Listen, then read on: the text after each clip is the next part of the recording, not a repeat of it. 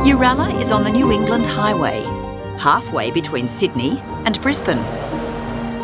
Located on the traditional lands of the Aniwan people, its name means meeting place. Uralla is a former gold town. These days, it's known for the creative people who've settled here and formed a kind of collective, an old-school grassroots approach, supporting local and limiting their footprint as much as they can. I want to find out what's going on and whether Uralla can teach us all a thing or two about how we should live. This co-op is at the heart of the town's recycling ethos. It's the place where locals bring their unwanted building materials, furniture and household goods. And the co-op sells it for low prices or gives it away to those who need it. It reduces waste, helps people out, and in 2022 raised over $40,000. Most of this goes back into the community. The building also acts as a hub for part of a sustainable living movement the town signed up to years ago. Hi team. Known as ZNet. This is just one of our ZNet working on waste projects, all this sewing and mending and upcyclings. So we're all doing slightly different things. And also as part of this work, we're actually helping people learn new skills. This is Kathy Caterpillar. She's needing a few repairs around her neck for my She's daughter. very gorgeous. Yes, yeah. These are my husband's jeans. He's always putting holes in his crutch. So I like to decorate his crutch with lovely material. And does he appreciate this? Oh yes, he does. He wears all of the garments that I mend on the farm.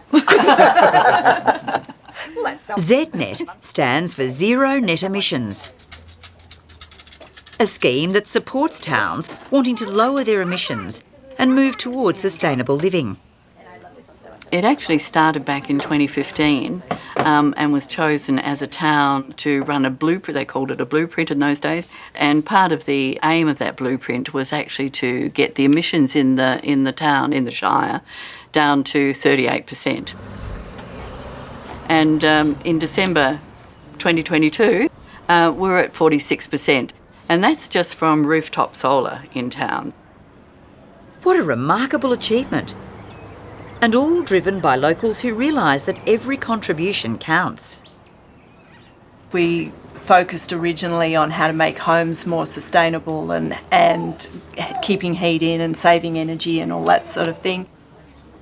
ZNet has sort of expanded a little bit from then. What are the aspects of our lives that we need to be looking at? And we need to be looking at the waste that we have. We need to be looking at the clothing that we wear, food, that where does our food come from? And of course, textile waste and waste generally is a huge issue. And the co-op is a big player in that.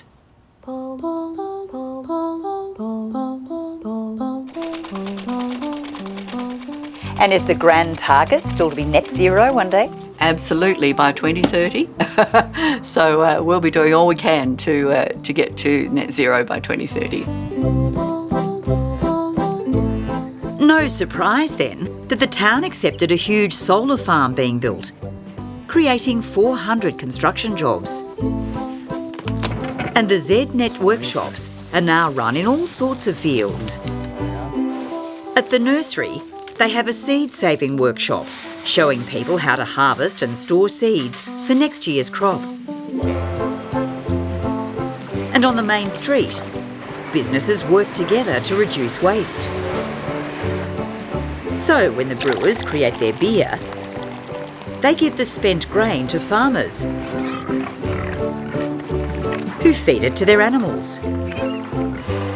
The town butcher Dale adds the beer to his sausages, and his meat travels a few doors down to the pie shop, creating a unique local product.